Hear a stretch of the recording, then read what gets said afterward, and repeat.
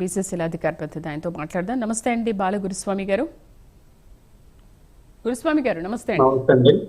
నమస్తే గురుస్వామి గారు, ఏంటి అసలు మండలికి అసెంబ్లీకి ఉన్న తేడా ఏంటి? మండలిలో అయితే మేము కూలంకషంగా మాట్లాడొచ్చు, కానీ అసెంబ్లీలో మాట్లాడడానికి టైం ఇవ్వట్లేదు అని అంటున్నారు.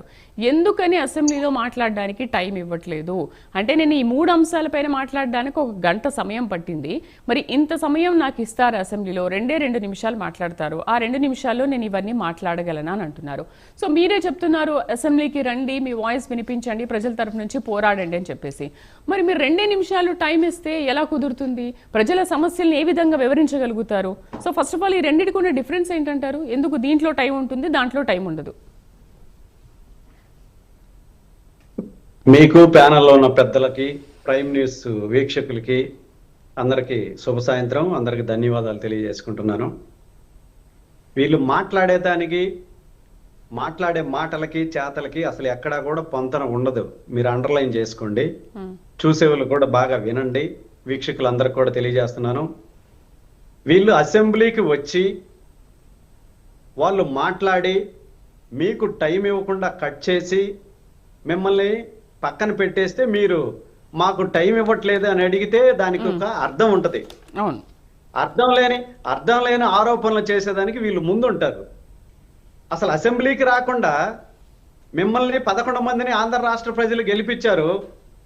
ఆంధ్ర రాష్ట్ర ప్రజలు గెలిపించినప్పుడు మీ నియోజకవర్గాలకు సంబంధించిన అంశాల మీదైనా వచ్చి మాట్లాడాల్సిన నైతిక హక్కు మీకు లేదా అని నేను ప్రశ్నిస్తున్నాను మీ ద్వారా. గత ముఖ్యమంత్రి, ఇప్పుడు ప్రతిపక్ష నాయకుడు ప్రతిపక్ష హోదా ఇవ్వలేదు కాబట్టి నేను రావడం లేదు అని అంటున్నారు. మీకు జనాలు ప్రతిపక్ష హోదా ఇవ్వలేదు. మీరు ఆ పాత్ర తీసుకొని అసెంబ్లీకి వచ్చి మీ మాటగా, మీ వాయిస్గా జనవాణిని వినిపించాల్సిన అవసరం ఉందా లేదని చెప్పి నేను జగన్మోహన్ రెడ్డిని ప్రశ్నిస్తున్నాను. మేమేమైనా తప్పులు చేస్తే చూసిల్లో సలహాలు ఇవ్వండి, మీరు ప్రతిపక్ష పాత్ర తీసుకొని మాట్లాడండి మీరు. అంతే తప్పిస్తే అసలు అసెంబ్లీకి రాకుండా ముఖం చాటేసి వచ్చి సంతకాలు పెట్టుకొని వెళ్ళిపోతూ మాకు 2 నిమిషాలే టైం వస్తుంది, దామాషా ప్రకారం మాకు టైం గంట కావాలి, మేము అన్ని చెప్పాలంటే మాకు ఇక్కడ టైం లేదు, మాకు శాసన మండలిలో టైం అయితే మా సభ్యులు ఎక్కువ మంది ఉన్నారు కాబట్టి దామాషా ప్రకారం మాకు టైం వస్తుందని చెప్పి వీళ్ళు మాట్లాడే మాటలు ఎలా ఉన్నాయనంటే చాలా హాస్యాస్పదంగా ఉన్నాయని చెప్పి నేను మీకు తెలియజేస్తా ఉన్నాను. వచ్చి మాట్లాడండి. అసలు మాట్లాడకుండా ఇవన్నీ మీరు ఎలా చెప్తారు అంటే, గుడ్డగాల్చి మీద వేయడం అనేది వీళ్ళ నాయకులకి, వీళ్ళ పార్టీకి, వీళ్ళకి వెనతో పెట్టిన విద్యలాగే ఉంది వీళ్ళు మాట్లాడే తీరును బట్టి చూస్తుంటే.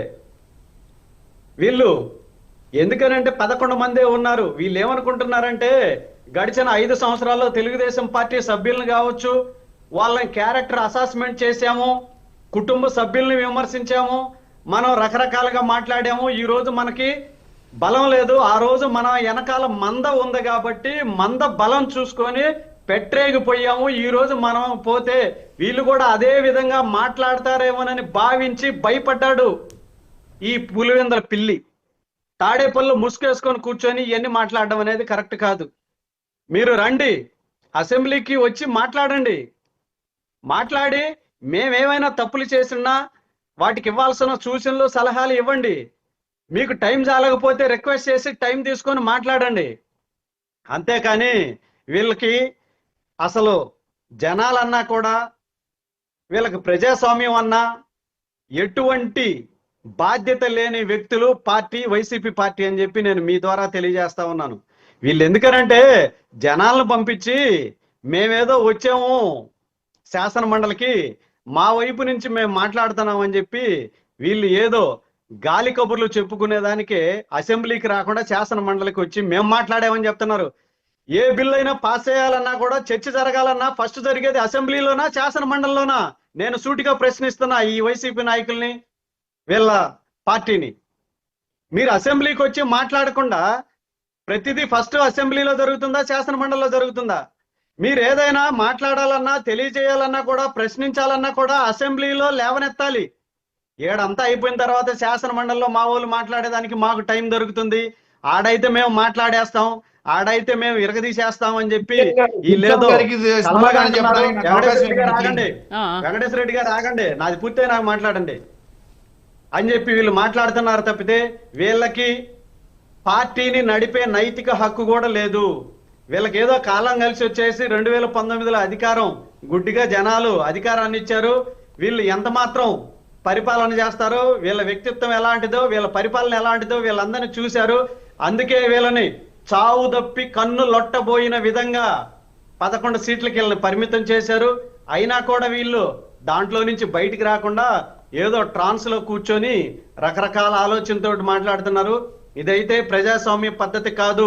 మీకున్న సీట్లతోటే వచ్చి పోరాడండి. మేము 23 మంది ఉంటే అసెంబ్లీకి రాలేదా?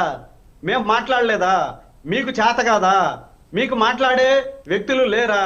చేత కాకపోతే ఈ 11 మందితో మేము యుద్ధం చేయడానికి మాకు చేత కాలేదని చెప్పేసి మీరు రిజైన్ చేసి వెళ్ళిపోతే ఎలక్షన్ వస్తే మళ్ళీ ఎవరన్నా ఆ ప్లేస్లన్నా మీ వాళ్ళు కొత్త వాళ్ళు గెలిస్తే వాళ్ళన్నా వచ్చి మాట్లాడతారేమో చూడండి. అంతే తప్పిస్తే వీళ్ళు మాత్రం ప్రజాస్వామ్యానికి పనికిరాని వ్యక్తులు, వీళ్ళ పార్టీ అని చెప్పి ఈ సందర్భంగా తెలియజేస్తున్నాను. వీళ్ళు భయపడే అసెంబ్లీకి రాకుండా దాక్కొని ఇవన్నీ మాట్లాడుతున్నారు. ఎందుకనంటే వీళ్ళకి అన్ని కూడా అసెంబ్లీలో కాలు పెడితే వీళ్ళకి 70M DTS సినిమా కనపడుతుంది. అందుకని భయపడి దాక్కొని మేనమేషాలు లెక్కేస్తూ ఏదో మాట్లాడుతున్నారు. మీరు ఎక్కడికొచ్చి కూడా మీరు చేసేది ఏమీ లేదు. మీకు చిత్తశుద్ధి లేదు. రాష్ట్రం అన్నా, జనాలన్నా, ప్రజాస్వామ్యం అన్నా మీకు అపహాస్యంగా ఉంది. అందువల్ల మీరు మీ పార్టీ మూసేసుకోవడం బెటర్ అని చెప్పి నేను ఈ సందర్భంగా తెలియజేస్తున్నాను. రైట్, వెంకటేశ్వర రెడ్డి గారు. అమ్మా ఇందాక కొద్ది కట్ అయింది, డిస్టర్బెన్స్ వచ్చింది. ఇక్కడ నేను చెప్పే విషయం ఏంటంటే